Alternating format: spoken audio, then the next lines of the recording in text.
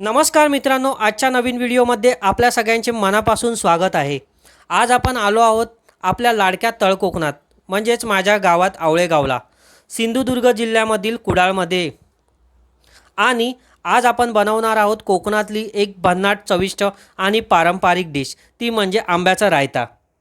ही dish खास आहे कारण ही डिश प्रेमाने बनवली आहे माझा मोठा भाऊ सुहासदादा याने।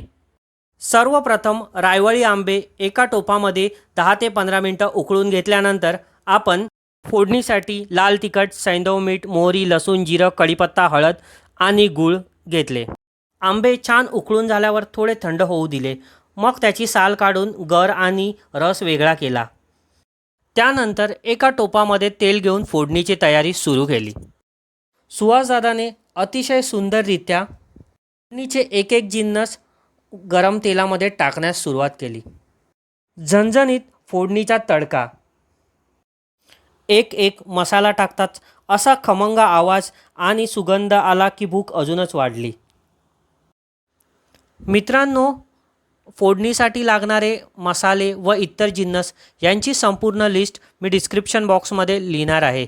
तसेच संपूर्ण रेसिपीसुद्धा मी डिस्क्रिप्शन बॉक्समध्ये लिहिणार आहे। मग त्यात आंब्याचा रस आणि गर टाकून सगळं मिश्रण मस्त हलवलं आणि काही मिनिटात तयार झालं कोकणाचं खास गोड तिखट झणझणीत आंब्याचा रायता। मित्रांनो, कोकणातल्या पारंपरिक चवीचा हा खजिना तुम्ही नक्की ट्राय करा। व्हिडिओ आवडला असेल तर लाईक करा, शेअर करा, चॅनलला